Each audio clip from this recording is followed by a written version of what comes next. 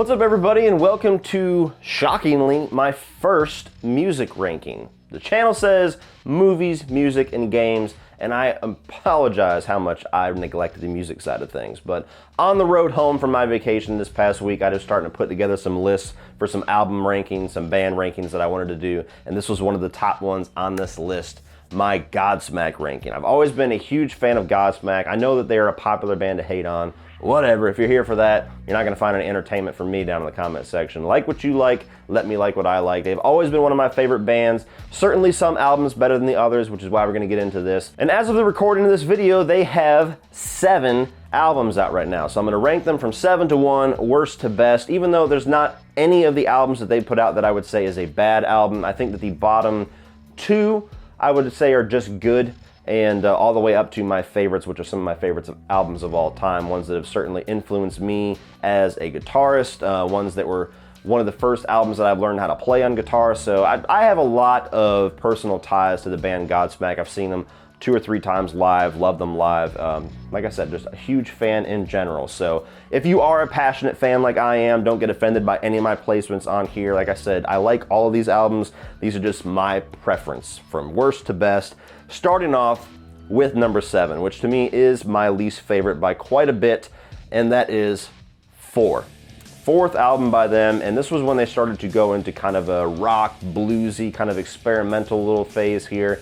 And it's an album that quite honestly just has not aged well for me. I loved it when it first came out, loved that they were kind of expanding the horizons a bit, trying some new flavors. I liked everything that was new about this album at the time. The single Speak, I think when I was in high school, so I was like either a freshman or a sophomore when this came out. Every single day at lunch, I'd be in the library kind of messing around on the internet, and I would have Speak on repeat for like a week and a half before this album came out. So I was a much bigger fan of this at the time. Over time, the writing of this album seems to be a lot more simplified than what I like from Godsmack. The haters are gonna laugh that I said that, but like I said, whatever. The more bluesier stuff like Rainy Day or One Rainy Day, and even some of the other songs, like The Enemy. Never really been a big fan of The Enemy, even though that was a big single. They played it live when I saw them after they toured on 4.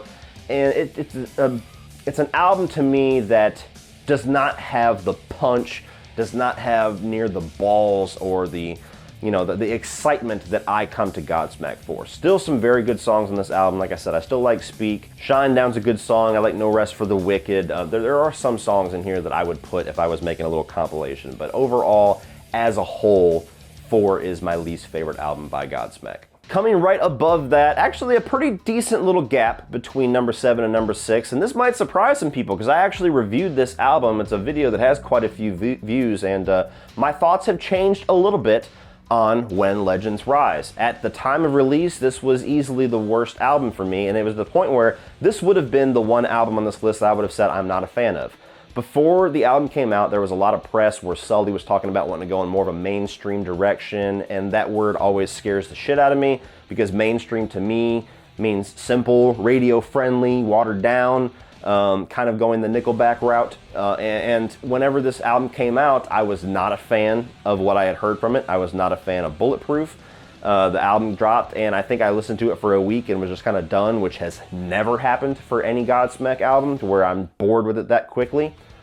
Over time, some of the songs in this album has grown quite a bit on me. I'm actually a fan of Bulletproof now to a degree. I really like When Legends Rise. I absolutely love Take It to the Edge and Eye of the Storm, which might be my favorite song in this album. There's a lot more to appreciate and to like and to bang your head with on this album than I initially gave it credit for. So my review is actually kind of outdated. I've thought about taking it down because God forbid somebody from Godsmack sees it and I just look like a hater. But yeah, this is an album that at one point was my worst, and it's a pretty sizable gap between 4 and this one. I still have it this low in the list, however, because 1, I'm just a gigantic fan of quite a few of the albums above it. 2, it's the newest album, and new albums very rarely make it very high on my rankings because I have nostalgia and I have a lot of deep-seated love that has grown over time for the ones that come before it. But I am still not exactly a big champion of the more mainstream approach that they go for in this album, and I think it's one of, if not the most successful album they've had at least in a very long time. So I'm a little nervous that they're going to keep going in that direction and get even more mainstream, which Business-wise, I get it. As a fan, selfishly for myself, I like the more old school sound that they went for. And so I like some of the songs in this album very much more than I did initially, but it's still not a direction that I want to see Godsmack continue forth with. So it comes in at number 6. Coming in at number 5, and there's honestly a kind of a razor thin difference for me between When Legends Rise and this album. And number 5 is The Oracle. So on a different day, When Legends Rise could be even higher and be at number 5 for me. The Oracle for a lot of people was kind of a return to the more eclectic sound that Godsmack initially came onto the scene with, and so a lot of people hold this album in a lot higher regard than I do. This is, again, a case of an album not aging so well for me. I really liked it when it first came out. I loved War and Peace. I really liked Crying Like a Bitch. It's an album that has a lot of the aggression that I like to hear from Godsmack, but there's also a lot of songs on here that don't do it for me. There's about 3 or 4 songs that I could very easily skip that would not make a best of list by any means for me. And even some of the songs that I really liked when it first came out, like Crying Like a Bitch, have not aged so well for me, to where at first it sounded like it was cool, like that's totally a Godsmack thing to do, and now I listen to it and I'm like, kind of corny. Crying Like a Bitch, yeah, Crying Like a Bitch. It's something that, it's an album that I like. Like I said, all these albums are good. Everything above here is what I would consider great. This is the last album that is an album that I have some decent sized criticisms with, but overall it's just an album that I have some deep-seated love for some of the songs on them, and there's about 3 or 4 of them that I could easily do without, and this is the last album on this list that you will hear me say that with. Number 4 is 1000 Horsepower. Now this is an album that has actually aged better over time for me. Upon release, this would be towards the bottom of my ranking because this was kind of the first step that they took into being a more mainstream sound that I picked up on. When you had the song 1000 Horsepower come out, I was not a fan of it, and to be honest with you, I'm still not a fan of it. That's the one single that they've ever released that just has never done anything for me. Bulletproof it's grown on me. I'm still not a fan of 1000 Horsepower. There's just something generic about it that is just a little bit too simplified for me. I like a little bit more power, I guess, in the writing.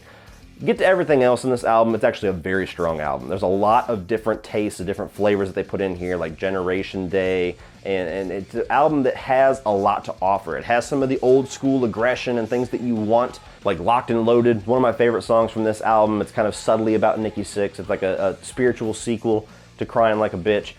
There's some other songs in here that I think are very powerful. Like you have, even though the title of it is corny, I like the beat of it with FML or Fuck My Life. I like that song a lot. What's Next is another one that I think that was probably going to be the single for this album, I believe, and then Sully kind of pulled rank and put 1000 Horsepower. I think What's Next would have been a better single, but that's just me.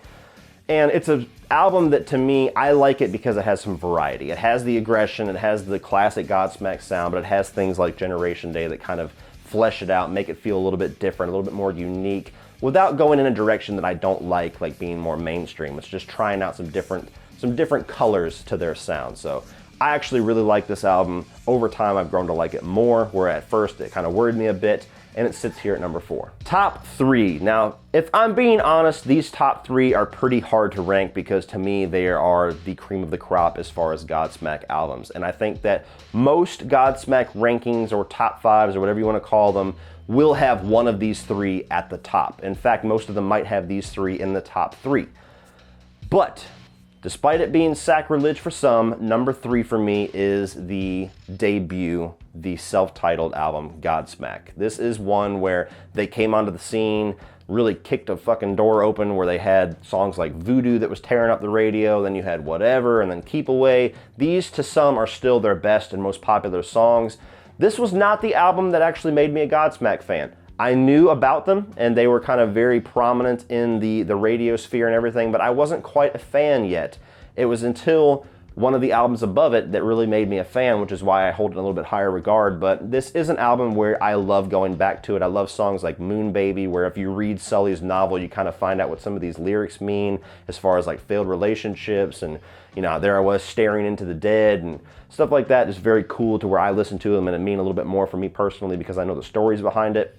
But they're just awesome Godsmack staples. I mean, Whatever, Keep Away, Moon Baby, Voodoo, these are songs where you hear it and immediately I'm kind of like transported back into the 2000s where I'm like, yeah, I remember this being the shit when it came out. So love this album. Not quite number one for me, but like I said, from here on out, these are all albums that I absolutely love. Number two is going to be Awake. This is what you could possibly say is Godsmack's heaviest album. It's certainly the one that has the most darkness to it and the most like aggression sounding. Like you have Sick of Life, which is one of my favorite songs by them. I think that is probably their heaviest and most aggressive song.